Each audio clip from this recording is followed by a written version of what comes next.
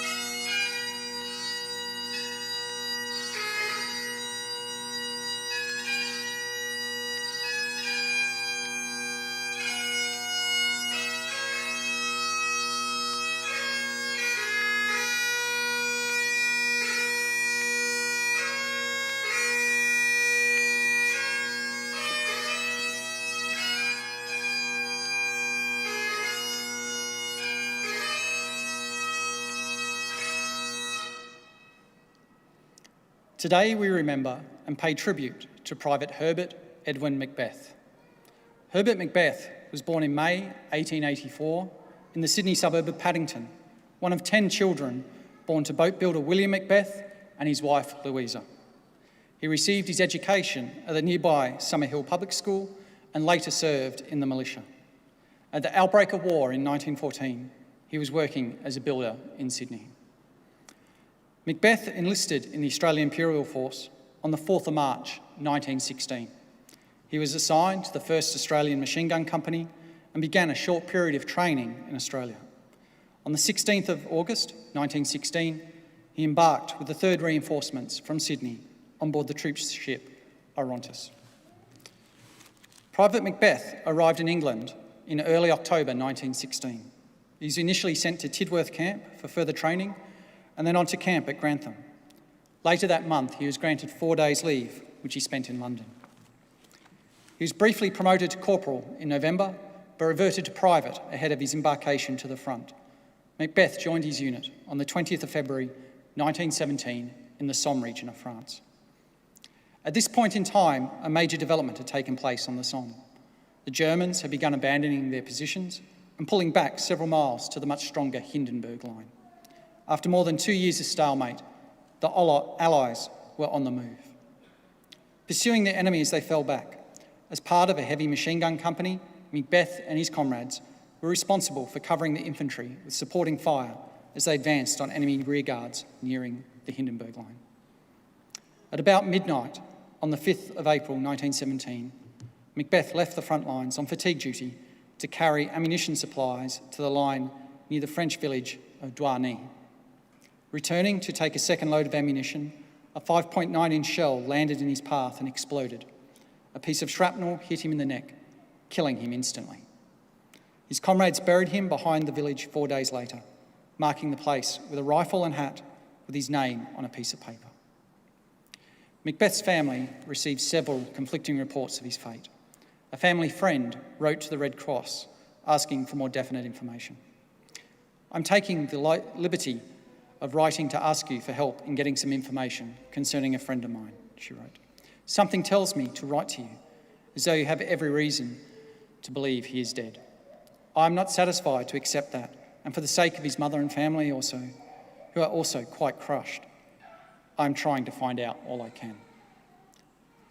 Further inquiries made by the Red Cross confirmed the news that Private Macbeth had died of wounds on the 6th of April 1917. He was remembered by his friends and comrades as a real good chap who was respected by all. His final resting place was lost during the subsequent fighting in the region. Today, he's commemorated on the Villers-Bretonneux Memorial among more than 10,000 Australian soldiers who have no known grave. His name is listed on the Roll of Honour on my right, among almost 62,000 Australians who died while serving in the First World War. His photograph is displayed today beside the pool of reflection. This is but one of the many stories of service and sacrifice told here at the Australian War Memorial. We now remember Private Herbert Edwin Macbeth, who gave his life for us, for our freedoms, and in the hope of a better world.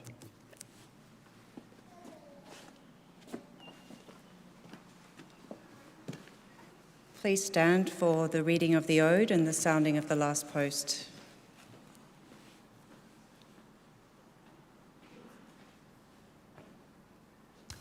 Age shall not weary them, nor the years condemn. At the going down of the sun and in the morning, we will remember them. We will remember them.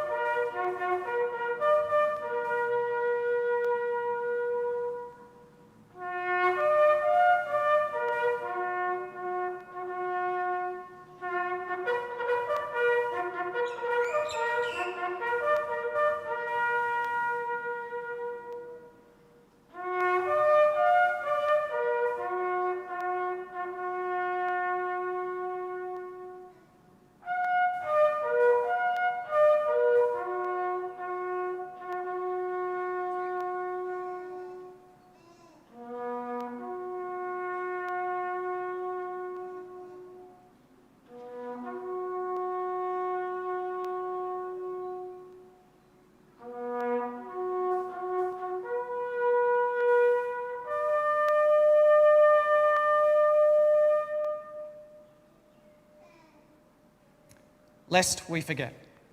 Lest we forget.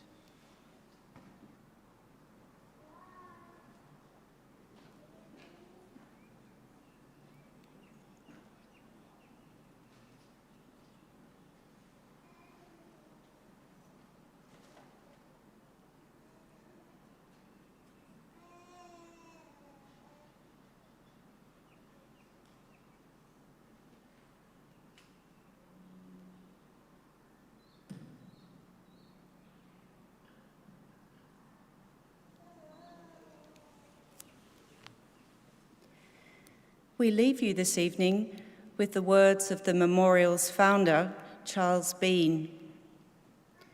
Many a man lying out there at Pozières or in the low scrub at Gallipoli, with his poor, tired senses barely working through the fever of his brain, has thought in his last moments, well, it's over. But in Australia, they will be proud of this. Ladies and gentlemen, that concludes the last post ceremony.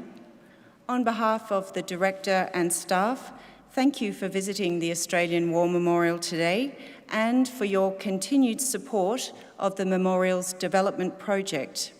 We particularly appreciate your visit despite the challenges posed by COVID, and we wish you all a very pleasant evening.